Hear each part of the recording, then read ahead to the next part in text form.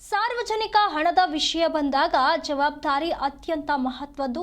ಸಾಲ ತೀರ್ಮಾನದ ಹೆಸರಿನಲ್ಲಿ ಎನ್ಎಆರ್ಸಿಎಲ್ ನಿಯಮಗಳನ್ನು ಕಡೆಗಣಿಸಿ ಸಾರ್ವಜನಿಕ ಹಣದೊಂದಿಗೆ ಹೇಗೆ ಆಟವಾಡಿದೆ ಎಂಬುದರ ಕುರಿತು ಜಿ ಇನ್ವೆಸ್ಟಿಗೇಷನ್ ಟೀಮ್ ನಿರಂತರವಾಗಿ ಬಹಿರಂಗಪಡಿಸುತ್ತಿದ್ದು, ಈ ಅಕ್ರಮಗಳ ಬಗ್ಗೆ ಪ್ರಶ್ನೆಗಳನ್ನು ಎತ್ತುತ್ತಿದೆ. ಈ ಸಂಪೂರ್ಣ ಸೆಟಲ್ಮೆಂಟ್ಗೆ ಸಂಬಂಧಿಸಿದ ನಮ್ಮ ಈ ವಿಶೇಷ ವರದಿಯನ್ನು ಒಮ್ಮೆ ನೋಡಿ.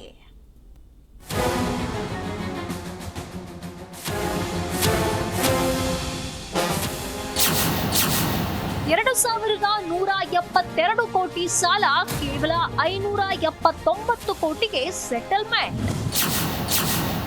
ಜಿ ತನಿಖೆಯಲ್ಲಿ ಬಯಲಾಯಿತು ಎನ್ಎಆರ್ಸಿಎಲ್ನ ಮೆಗಾ ಸ್ಕ್ಯಾಮ್. ಸಾರ್ವಜನಿಕರ 1593 ಕೋಟಿ ರೂಪಾಯಿ ನುಂಗಿದ್ಯಾರು? ಎಸ್, ಜಿ ಮೀಡಿಯಾ ಬಳಿ ಇರುವ ದಾಖಲೆಗಳ ಪ್ರಕಾರ ಎಕ್ಸನ್ ಗ್ಲೋಬಲ್ ಪ್ರೈವೇಟ್ ಲಿಮಿಟೆಡ್ ಪ್ರಕರಣದಲ್ಲಿ ಎನ್ಎಆರ್ಸಿಎಲ್ ಮತ್ತು ಐಡಿಆರ್ಸಿಎಲ್ನ ಅಡ್ಮಿಟೆಡ್ ಕ್ಲೈಮ್ ಮೊತ್ತವು ಸುಮಾರು 2172 ಕೋಟಿ ರೂಪಾಯಿಗಳಷ್ಟಿತ್ತು. ಈ ಪ್ರಕರಣದಲ್ಲಿ ರಚಿಸಲಾದ ಕಮಿಟಿ ಆಫ್ ಕ್ರೆಡಿಟರ್ಸ್ನಲ್ಲಿ ಎನ್ಎಆರ್ಸಿಎಲ್ ಮಾತ್ರವೇ ಶೇಕಡಾ 100ರಷ್ಟು ಮತದಾನದ ಹಕ್ಕುಗಳನ್ನು ಹೊಂದಿತ್ತು. ಅಂದರೆ ಹಣಕಾಸು ಸಾಲಗಾರರ ಪರವಾಗಿ ನಿರ್ಧಾರ ತೆಗೆದುಕೊಳ್ಳುವ ಸಂಪೂರ್ಣ ಅಧಿಕಾರ, ಸಂಪೂರ್ಣ ನಿಯಂತ್ರಣ ಕೇವಲ ಎನ್ಎಆರ್ಸಿಎಲ್ ಕೈಯಲ್ಲಿತ್ತು. ಆದ್ರೆ ನೋ ಡ್ಯೂ ಸರ್ಟಿಫಿಕೇಟ್ ಅಂದ್ರೆ ಬಾಕಿ ಇಲ್ಲದ ಪ್ರಮಾಣ ಪತ್ರ ಜಾರಿಯಾದಾಗ ಕತೆ ಸಂಪೂರ್ಣವಾಗಿ ಬದಲಾಗಿತ್ತು. ಇಡೀ ಪ್ರಕರಣವನ್ನ 550 ಕೋಟಿ ರೂಪಾಯಿಗಳ ಅಸಲು ಮತ್ತು 29.24 ಕೋಟಿ ರೂಪಾಯಿಗಳ ವಿಳಂಬ ಬಡ್ಡಿ ಅಂದ್ರೆ ಒಟ್ಟು ಕೇವಲ 579.24 ಕೋಟಿ ರೂಪಾಯಿಗಳಿಗೆ ಸೆಟಲ್ ಮಾಡಲಾಗಿದೆ. ಎಕ್ಸನ್ ಗ್ಲೋಬಲ್ ಮೇಲೆ ಬ್ಯಾಂಕ್ಗಳ ಬಹುದೊಡ್ಡ ಸಾಲವಿತ್ತು. ಅದು ನಂತರ ಈ ಬ್ಯಾಡ್ ಬ್ಯಾಂಕ್ ಅಂದ್ರೆ ಎನ್ಎಆರ್ಸಿಎಲ್ ಅಥವಾ ಐಡಿಆರ್ಸಿಎಲ್ಗೆ ವರ್ಗಾವಣೆಯಾಯಿತು ಎಂಬುದನ್ನ ದಾಖಲೆಗಳು ಸ್ಪಷ್ಟವಾಗಿ ಹೇಳುತ್ತವೆ. ಇದರ ನಂತರ ಎನ್ಎಆರ್ಸಿಎಲ್ ಏಕೈಕ ಸೆಕ್ಯೂರ್ಡ್ ಫೈನಾನ್ಷಿಯಲ್ ಕ್ರೆಡಿಟರ್ ಆಗಿ ಹೊರಹೊಮ್ಮಿತು. ಈ ಸೆಟಲ್ಮೆಂಟ್ ಕಾನೂನು ಬಾಹಿರ ಎಂದು ಜಿ ಮೀಡಿಯಾ ಹೇಳುತ್ತಿಲ್ಲ.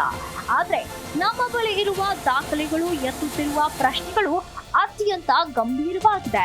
ಏಕೆಂದ್ರೆ ಅಡ್ಮಿಟೆಡ್ ಕ್ಲೈಮ್ 2172 ಕೋಟಿ ರೂಪಾಯಿಗಳಷ್ಟಿತ್ತು. ಅಂತಿಮ ಸೆಟಲ್ಮೆಂಟ್ ಆಗಿದ್ದು ಕೇವಲ 579 ಕೋಟಿ ರೂಪಾಯಿಗಳಿಗೆ. ಇದರ ನೇರ ವ್ಯತ್ಯಾಸ ಸುಮಾರು 1593 ಕೋಟಿ ರೂಪಾಯಿಗಳು.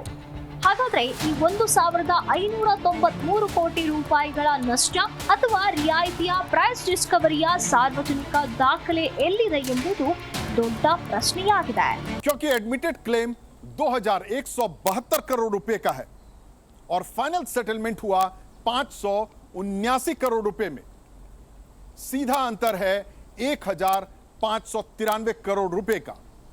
अब सवाल उठता है कि आखिर 1593 करोड़ रुपए का नुकसान या डिस्काउंट की प्राइस डिस्कवरी का पब्लिक रिकॉर्ड आखिर है कहां?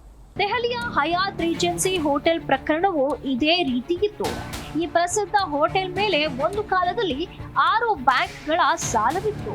ಬ್ಯಾಂಕ್ಗಳ ಸಾಲ ತೀರಿಸಲಾಗದೆ ಹೋಟೆಲ್ ಜಪ್ತಿಯಾಗುವ ಹಂತಕ್ಕೆ ತಲುಪಿತ್ತು. ಆ ನಂತರ ಹೋಟೆಲ್ ಬ್ಯಾಂಕ್ಗಳ ಸಾಲ ಇತ್ಯರ್ಥಕ್ಕೆ ಮುಂದಾಗಿತ್ತು. ಆದ್ರೆ ಇದರ ಸೆಟಲ್ಮೆಂಟ್ ಮೇಲೂ ಪ್ರಶ್ನೆಗಳು ಇದ್ದಾಗ ಪ್ರಕರಣ ಸುಪ್ರೀಂ ಕೋರ್ಟ್ ಮೆಟ್ಟಿಲೇರಿತ್ತು.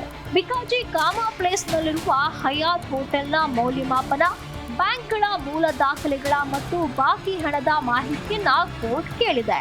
ಇದೀಗ ಈ ಪ್ರಕರಣ ಕೋರ್ಟ್ನಲ್ಲಿದೆ. ನಮ್ಮ ತಂಡವು ಎನ್ಎಆರ್ಸಿಎಲ್ನ ಕಡೆಯ ಪ್ರತಿಕ್ರಿಯೆಯನ್ನ ತಿಳಿಯಲು ಸಾಧ್ಯವಿರುವ ಎಲ್ಲಾ ಪ್ರಯತ್ನಗಳನ್ನ ಮಾಡಿದೆ. ಕಳೆದ ಜೂನ್ 1ರಂದೇ ಜಿ ಮೀಡಿಯಾ ವತಿಯಿಂದ ಎನ್ಎಆರ್ಸಿಎಲ್ಗೆ ಇಮೇಲ್ ಮೂಲಕ ಈ ಎಲ್ಲಾ ಪ್ರಶ್ನೆಗಳನ್ನ ಕಳುಹಿಸಲಾಗಿತ್ತು. ಜೂನ್ 9ರವರೆಗೆ ನಾವು ಅವರ ಅಧಿಕೃತ ಪ್ರತಿಕ್ರಿಯೆಗಾಗಿ ಕಾಯುತ್ತಿದ್ದೆವು. ಉತ್ತರ ಬಾರದಿದ್ದಾಗ ಜೂನ್ 10ರಂದು ಜಿ ಮೀಡಿಯಾ ವರದಿಗಾರರು ಖುದ್ದಾಗಿ ಮುಂಬೈನಲ್ಲಿರುವ ಎನ್ಎಆರ್ಸಿಎಲ್ ಕಚೇರಿಗೆ ಭೇಟಿ ನೀಡಿದ್ರು. ಆದರೆ ಉತ್ತರಿಸಲು ಯಾರೂ ಸಿಗಲಿಲ್ಲ. ये कुछ क्वेश्चंस हैं। जी good afternoon. Good afternoon, Nilesh sir. बोल रहा हूँ मैं। Yeah, good जी, afternoon, sir. आपके यहाँ पे कंपनी सेक्रेटरी है ना मिस्टर कपिल सोनी जी। ओके उनके ईमेल आईडी पे भेजा है। इन्फो एट नासिर पे NARCL पे भी डाला था और कपिल सोनी जी को भी मैंने मेल में रखा था। I'll try to speak to him. ಇಷ್ಟೇ ಅಲ್ಲ NARCLನ ನಿರ್ಲಕ್ಷ್ಯವನ್ನ ಹಣಕಾಸು ಸಚಿವಾಲಯದ ಗಮನಕ್ಕೆ ತರಲು ಕೂಡ ನಮ್ಮ ತಂಡ ಪ್ರಯತ್ನಿಸುತ್ತಿದೆ. Parivesh Vatsyayan, special investigation team, Zee media.